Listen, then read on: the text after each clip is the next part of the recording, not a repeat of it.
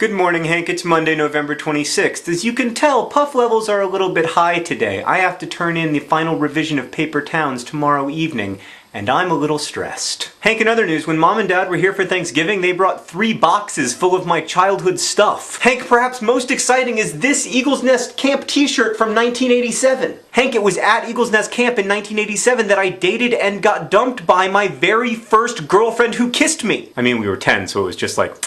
But still. I am referring, of course, to Tiffany with no last name, who also holds the distinction of being the only one of my ex-girlfriends whose last name I don't know and who therefore I cannot look up on Facebook. God, Hank, I can't tell you how much I would love to know Tiffany with no last name's last name. But unfortunately, I have very few clues to go on. Because I was 10 when Tiffany with no last name and I dated, I don't remember a lot of the details of our relationship. For instance, I don't remember where she was from, and I don't remember anything about what she looked like. In fact, Hank, in the search for Tiffany with no last name, I can only provide 2 sure clues. First, we know that when she was 10, she had excellent penmanship. And second, we know that she likes horses. Tiffany's horse says, "Everybody's special." Now, Hank, I don't know how many 30-year-old women there are in America named Tiffany who liked horses when they were 10, but I swear to God, if any Nerdfighters successfully track her down, there will be a very handsome reward. Hank, last week our secret brother Alex posted a video in which he asked if I had any advice for young, aspiring writers. Hank, I was thinking about how to address that question when Mom and Dad showed up with all my childhood stuff, and I found 2 new books that I wrote in elementary school. The first is called My Great Mini Book, It's Wonderful Amazing. I was a humble child.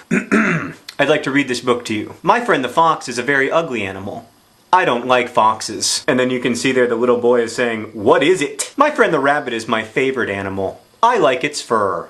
The tree groaned, "Don't pick my apples! Quit!" Okay. What's inside the box? I think it's a turtle. Why is he alone? They don't want to play with him. The end. Now, Hank, that book lacks what I like to call narrative consistency. You know, it starts out with me hating a fox, and it ends up with me being lonely because no one likes me. Does no one like me because I hate foxes? So I guess the first thing I would say is that you need to write a story that, unlike my story, has a beginning and a middle and an end. Also, the beginning shouldn't involve hating foxes, and the end shouldn't involve no one liking you. Hank, the other book I want to share with you is a book of short stories I wrote called John's Stories. What can I say? I like rainbows. Hank, this book contains 2 stories. I'd like to read them both to you in their entirety. The first one is called My Elf. One day, when I was buttoning my shirt, a small elf popped out of my button. I went to tell my mother. She did not believe in elves. "But there was," I said. "It popped out of my button." But my mom said no. The second story is untitled. If I could be a noisy bunny,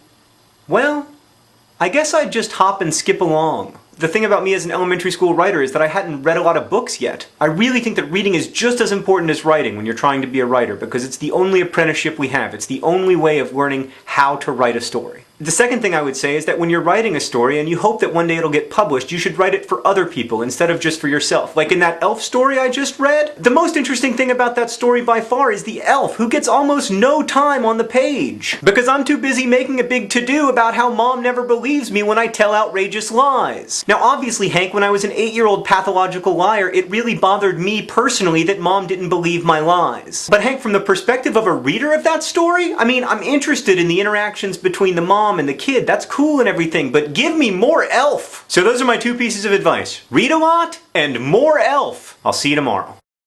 Thanks to everyone who helped me get my euros over the weekend. I think I'll give you guys a raise.